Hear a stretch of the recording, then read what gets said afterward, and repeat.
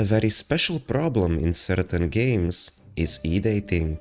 While it might seem innocent at first, it raises many questions and potentially creates deeper problems for the gaming community and competitive integrity. And I'm not even talking about how cringe these people can act, making others feel uncomfortable and ruining the experience in shared spaces. The main issue I want to talk about is how this behavior can specifically impact the competitive gaming environment through the rise of ePal and similar websites and Discord communities. How can that be and what should be done about it? Well, in this video, let me take you through the complex problem of e-dating and everything that comes with it in video games.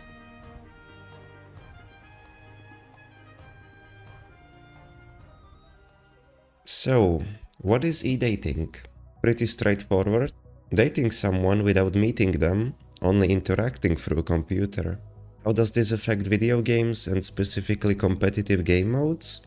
Not so straightforward. Let me give you some context. This video is a part of a trilogy where I focused on smurfing and boosting, both being very unhealthy for a competitive landscape. And the e-dating problem only contributes to those problems. Oftentimes, the higher rated individual in the e-dating duo will get on a smurf account to play ranked with the other one. This contributes to the smurfing problem, but it doesn't end there. This will also result in the other person getting boosted to a rank they don't belong in, making the boosting problem worse too. Dantes said it best. They're not actually into you. They're only doing it because they need someone new to obsess over for a week, and then they're never going to talk to you again.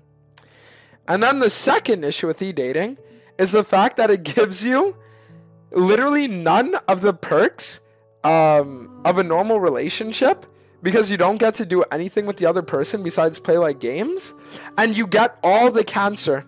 So what will happen when you no longer have your booster and inevitably play on your own? That's right. Ruining games and dropping right back. It's a vicious cycle, and it only gets worse because of the rate these people do it at. But that's not even the worst part.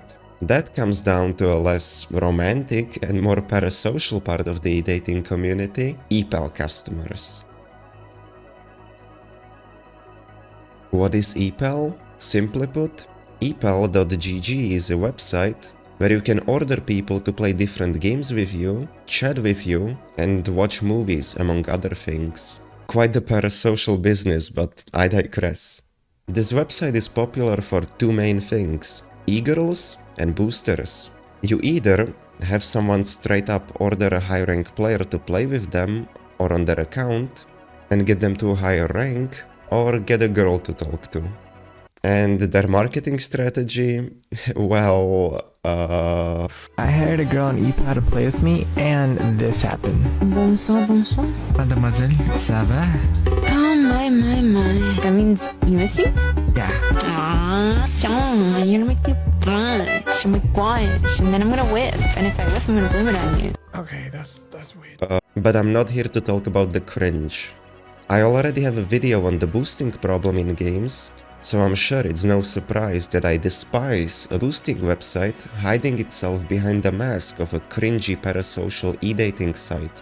But hey, if you want to order a girl to watch a movie with you, you go for it, brother. It might be weird, but you do you. But when you're getting a higher rated player to help you get higher rank, that's where it crosses a line for me. This is so weird. I don't like this. This is so dystopian. This is like the exact thing you'd see in Cyberpunk. Like, oh, pay to play with these e-kittens to boost you. Yeah, go talk to women. Go talk to someone. Don't do this. Don't buy this. But where did this e-dating craze come from?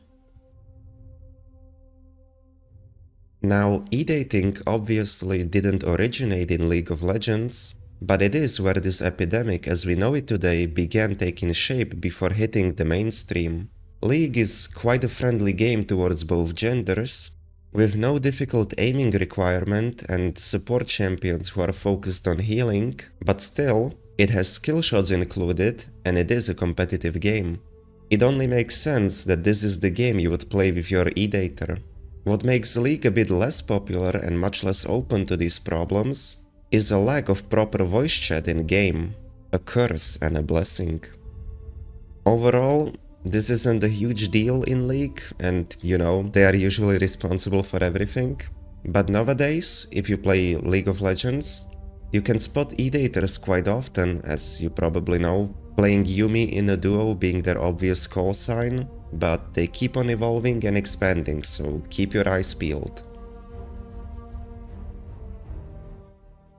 Overwatch, as a mix between FPS and MOBA genre, had many women flock into it, and while you might expect me to say, oh, they play Mercy of course, I think the game's aesthetic had more to do with it. A colorful FPS with many female characters with solid lore in every position was almost guaranteed to interest that crowd. So while you might not think of Overwatch as the cringe e-dating game, it does have this problem in abundance, and yes, it is primarily the Mercy players. Oh, what the f is going on? Oh, hell no. Oh, hell no, not the E-daters. With her kit being a mix of targeted healing and damage boost, it pushes even regular players to pocket, that is, to use all the resources, on the best performing player on the team. And of course, everyone likes to get pocketed. Naturally, this resulted in a Mercy and usually a DPS player duo.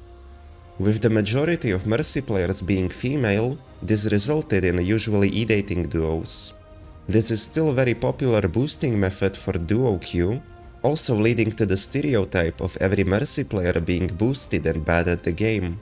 But I will defend Overwatch here, because somehow the community avoided the avalanche of cringe that later followed in Valorant, which is honestly a miracle. Big respect to the community. The modern homeland of e-dating, Valorant. I'm sure you have seen many videos about Valorant e-dating. It's truly ridiculous how down bad this community is. Oh wait, Sage, do you mind actually playing art or mid Right there! If you hear anything, like, you can just wall off the bat. Sorry, only Daddy tells me where to play. The fuck am I playing? Oh my god! Jet! Tell your pocket Sage to do something. She's just standing there not using any of her utility. Oh wow, you guys suck. Bro, the Sage just said Daddy is so kawaii. So powerful. Well done. What does that mean?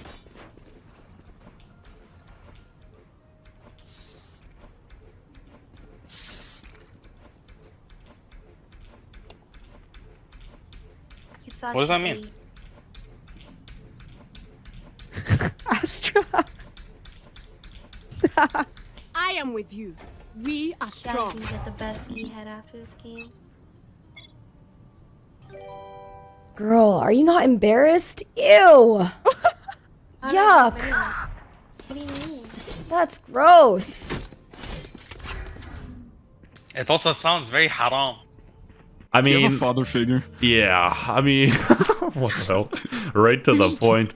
But hey, I am not here to talk about that. There are many videos out there dealing with that already. I would like to look at this with competitive environment in mind. With the lack of proper content in Valorant, content creators are essentially left with three options: ranked, skins, or e-dating content. And I will let you guess which one of these is the easiest one to copy by their young, easily influenced fans. But how do you know their fans are kids or teenagers? Well, that is who they are targeting their content for. Good job, baby. Thanks. That's my e-boyfriend. My e-non-boyfriend. Let me see the knife. Oh, I like that one. It's like a little paddle, you know? You could spank me with it. What happened to shame? Why else would they censor a spank? That ain't even a curse word. What are your intentions? Make it make sense, this is just straight up creepy. Anyway, got a little off topic. How do you think these e-daters play together? Do you think every e-couple is the same e-rank? Of course e-not. So what happens when they want to play together? Well, smurfing and boosting, as per usual. Because of the popularity of e-dating in Valorant, it gets really bad over there. On the bright side though, Majority of the E-daters in Valorant do queue Swift play or Spike Rush, so it is at least somewhat contained. For now. What more is there to say that I haven't already said in this trilogy of videos? Boosting and smurfing is bad, no matter the intention. Don't engage in it, don't support it. Yeah, we all get it by now. But the point still stands. In the end, it is up to the game developers to act on these issues, but as a part of this community, I will do my best to help combat these problems. And the best way to do that is what I keep mentioning: self-regulation. Hold the people accountable. Don't let them break the rules just because you like them. After all, that is the only way to better the gaming space.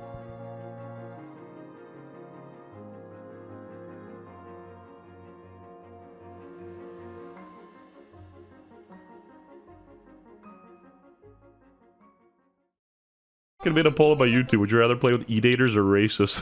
Racists, and I'm pretty sure like 85% said racist. No joke. I get comments like this all the time. Yeah. Where it's just like, oh, CSGO's better. I'd much rather play with just straight up racists Yeah. than like whatever they're Some doing. like with literal Valorant. like shittiest people ever. Better than E-daters. Like they're less annoying. That says so much though about playing Valorant. That's just crazy. It's not like people saying racism is good at all. It's just this is worse.